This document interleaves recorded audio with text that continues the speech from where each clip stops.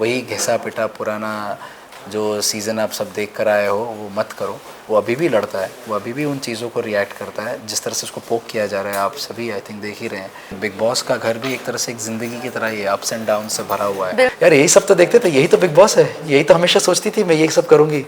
अभिषेक के लिए हमेशा एक सॉफ्ट कॉर्नर रहेगा वो। हाय एवरीवन, मैं हूँ नील भट्ट और आप मुझे देख रहे हैं मायापुरी पर। Hello, welcome on Mayapuri. और आज हमारे साथ है बिग बॉस के सिंसियर स्टूडेंट, बिग बॉस के obedient and yes and television का जाना माना और बड़ा चेहरा Neil Bhatt. Welcome Neil. Thank you so much for having me. Amazing तरीके से जर्नी रही है आपकी, काफ़ी रियल रहे हैं, क्योंकि मोस्ट जब आप रियलिटी शो करते हैं कहीं ना कहीं कई लोगों पर भी, वहाँ पर भी जो अभी शो में अभी भी बने हुए हैं उन पर कहीं ना कहीं टैग्स लगे हैं कि पिछले सीजन्स देख के आए हैं या फिर किसी और को कॉपी करने की कोशिश करें, लेकिन आप इतने रियल रहे हैं। क्या कुछ कहना चाहेंगे? और आपका फैंस का भी काफ़ी आपको सपोर्ट भी रहा। What you want to say about that? हाँ, मतलब ये चीज़ समझने में सबको थोड़ा सा टाइम लग गया। कुछ लोग अभी भी नहीं समझे हैं एंड बिग बॉस बोलते बोलते थक गए कि वही घिसा पिटा पुराना जो सीज़न आप सब देख कर आए हो वो मत करो। एंड समझाने की कोशिश की थी मैंने, on a personal basis Vicky को समझाया था कि मत कर, अभिषेक को समझाया था, अभिषेक समझ गया, बहुत टाइम के बाद समझा। मतलब the reactions I am saying in the sense कि वो किस किस को कॉपी करता था, जिनका नाम लिया गया था, मैं उनका नाम नहीं लेना चाहता, वो उनको कॉपी करके कुछ कुछ मुद्दे उठाता था और उस तरह से रिएक्ट करता था। मैं ये नहीं कह रहा कि उसने अपना वो अग्रेसिव बिहेवियर बंद कर दिया, मैंने कहा कि उनको कॉपी करना बंद कर दिया। वो अभी भी लड़ता है, वो अभी भी उन चीज़ों को रिएक्ट करता है जिस तरह से उसको पोक किया जा रहा है। आप सभी आई थिंक देख ही रहे हैं जी। पर पहले जो करता था, जैसे अंडे के मुद्दे पर लड़ना या पोहे के मुद्दे पर लड़ना, तो हम तभी भी उसको बोलते तो क्या कर रहा है तो ये जब जाके देखेगा खुद पे हंसेगा मतलब क्या, why the hell are you fighting like this.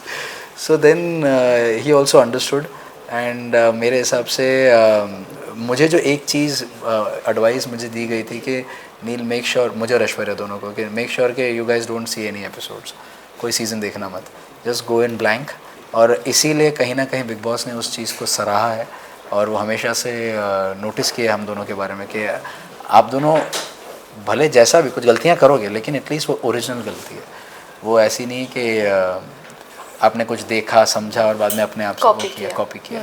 So that's a good thing. बिल्कुल। ऐश्वर्या के साथ अपनी इस जर्नी को कैसे देखते हैं आप? क्योंकि जब उनका एविक्शन हुआ ऑब्वियसली वो कहीं ना कहीं अनफेयर तो रहा ही है, वोट्स के आधार पर नहीं रहा, पर्सनल ग्रजेस निकाल लिए गए ऐसे कह लीजिए, अगर मौका मिला तो उसके बाद आपका इमोशनल भी पॉइंट आया, कहीं ना कहीं थोड़े ब्रेक डाउन भी हुए, तो इस जर्नी को कैसे देखते हैं आप?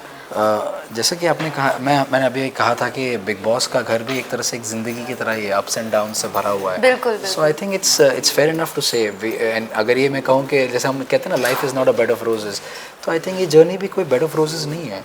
उसमें रोज़ के जो गुलाब के जो कांटे होते हैं वो भी है and it's all fair in I think in this show. बहुत मज़ा आया, ऑल इन ऑल बहुत कुछ सीखने मिला। एंड एविक्शन की बात करूं जो ऐश्वर्या का था वो बहुत ही अनफेयर था और मैंने उसका मुंह तोड़ जवाब भी दिया तभी। काश मेरे पास वो मौका रहता कि मैं और रह पाता। अगर ये नॉमिनेशंस के वक्त अगर मुझे मौका मिलता तो वो सारी चीज़ें मैं बाहर निकालता, जिस तरह से मैं ऑडियंस को दर्शाना चाह रहा था वहाँ पर। जो मैं पूरे हफ्ते मैंने जो किया कि विकी अंकिता की रियलिटी जो वो इस हफ्ते कर रहे थे, ईशा की रियलिटी जो अंकिता के साथ कर रही थी, वो सब मैं खुलासा करना चाह रहा था कि what all have I noticed, और मैंने सब कैमरा पे दिखाया था। I don't know if that's been shown और नॉट, बट मैं ये सब कुछ I want to put it out. Well, starting से जब से अभी आपने विकी अंकिता का जिक्र किया तो बोलना चाहूँगी कि जिस प्रकार आपने भी कुछ स्टेटमेंट्स दिए बाहर आने के बाद कि अंकिता के रिलेशन सिर्फ प्लान्ड रहे हैं और विकी के भी, और वो उसी हिसाब से खेलते हैं, मैनिपुलेट करना, उसको लेकर जानना चाहेंगे एग्जैक्टली। बिकॉज स्टार्टिंग में भी आपने भी कई कंटेस्टेंट को भी समझाने की कोशिश की, जितना मैंने देखा कि नहीं उनका वो ऐसा रहता ही है, वो फिर आई कांटेक्ट करते हैं, सारी चीज़ें करते हैं, प्लान करते हैं। What you want to say about that? इनका जैसे मैंने अभी थोड़ी देर पहले, आपका पहला जो सवाल था ना कि सब देख कर आए हैं, हाँ. They are big fans of the show and there is nothing wrong in that. तो कहीं ना कहीं आपने जो इतने सीजन्स देखे होते हैं, आप वही रेप्लिकेट करने की कोशिश करती हैं। जैसे अंकिता ने एक बार अभिषेक के साथ जो पहली लड़ाई जो की थी किचन के सिंक के पास, उसने लड़ाई की थी अभिषेक के अंडे को लेकर लड़ाई हुई थी। तो वहाँ पर वो उसका एक फ़ोटोग्राफ भी रोका था वहाँ पर, और सलमान सर ने बोला था ये क्या हो रहा है, ये क्या बोला जा रहा है। तो अरुण को उस पर एक कमेंट्री करनी थी। तो अंकिता ने वो लड़ाई करने के बाद वो बाहर आई लॉन में, वो वाइट सोफ़ा जो है उस पर बैठी, ऐसा आके बैठी, यार यही सब तो देखते थे, यही तो बिग बॉस है, यही तो हमेशा सोचती थी मैं यही सब करूँगी। And so this was her line when she said this and Aishwarya was sitting over there. तो जब उसने ये लाइन बोली तो ऐश्वर्या का रिएक्शन था कि ये उसने सोच के किया ये लड़ाई। So this is their approach towards things.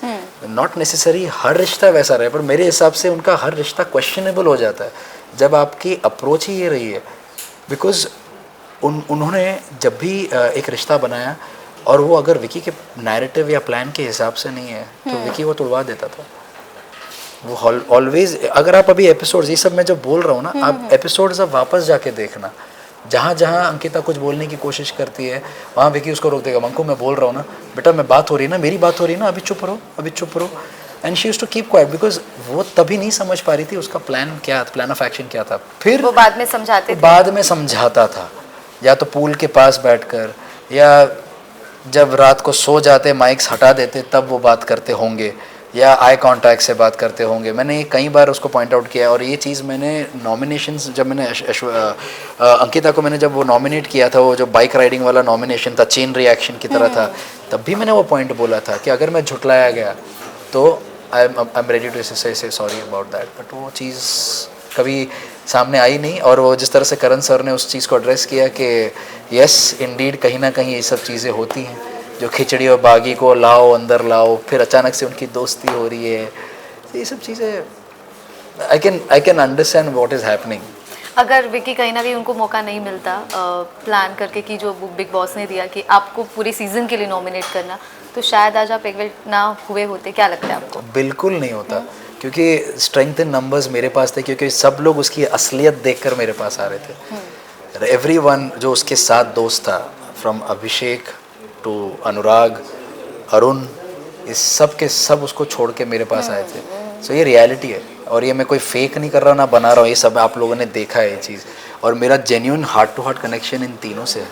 अनुराग से एक तरह से ट्रस्ट का प्रॉब्लम है, पर lately we had started talking a lot, you can say past 2.5-3 weeks हमने बात करनी बहुत शुरू की थी। सो वो दिखता है कहीं ना कहीं।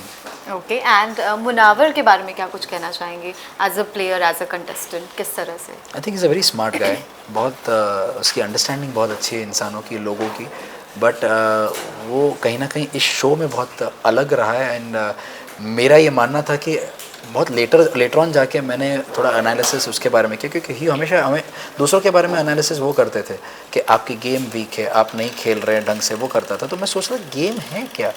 तो अगर रिश्ते ही अगर गेम है तो आपने नंबर गेम क्यों की शुरुआत? तो अगर आप रिश्ते अगर मेंटेन करते तो शायद आप बहुत आगे तक जाते, या आपकी गेम पहले से शुरू होती। पर आप तो नंबर गेम में फंसे हुए थे, वो भी 6ठे हफ्ते तक। आज 12वां हफ्ता चल रहा है, मतलब मिड सीजन तक आप अपने 6 हफ्ते तक आप एक अलग टाइप की गेम खेल रहे थे जिसका कोई मतलब नहीं था। That means even you are a very slow starter. आपकी भी समझ इस शो को लेकर थोड़ी स्लो रही है। सो ये मेरी समझ थी इस बारे में। तो मैंने उनको तो ये चीज़ नहीं जताई थी, but this was my discussion with Rinku. Okay, my thoughts about his game. Okay, आप फिलहाल किनको सपोर्ट करना चाहेंगे, और आगे जो ट्रॉफी या फिर टॉप 5 में किन कंटेस्टेंट को आप देखना चाहेंगे? आप जानती हैं ना, मैं भी उस रेस में था जी। तो सपोर्ट कर पाना मुश्किल होता है। I wish them all the best, that's it. But Abhishek के लिए हमेशा एक सॉफ्ट कॉर्नर रहेगा। वो समहाउ हमारा एक बहुत ही अलग टाइप का बॉन्ड था, तो सॉफ्ट कॉर्नर उसके लिए। बट सपोर्ट इस शो को लेकर ऐसे नहीं बोल सकता मैं इसको सपोर्ट करता हूँ, उसको सपोर्ट करता हूँ, ऐसे सपोर्ट करता हूँ। We are not those people. So वो नहीं करूँगा। ओके, वेल फैंस को क्या कहना चाहेंगे? कहीं ना कहीं उनका भी कहना रहा कि ये भी अनफेयर ही रहा नील के लिए इस तरह से एविक्ट होना, जो हमेशा आपको सपोर्ट करते आए। What do you say to them? I can understand what they are feeling, कहीं ना कहीं मुझे भी लगता है, but then it's also unfair to say this because ये शो का फॉर्मेट है। डबल एविक्शन होते हैं, कभी कभी ट्रिपल भी होते हैं, क्या पता, मतलब it's their choice, it's their format. तो उस फॉर्मेट के हिसाब से अगर हो रहा है तो I am more than happy. ठीक है।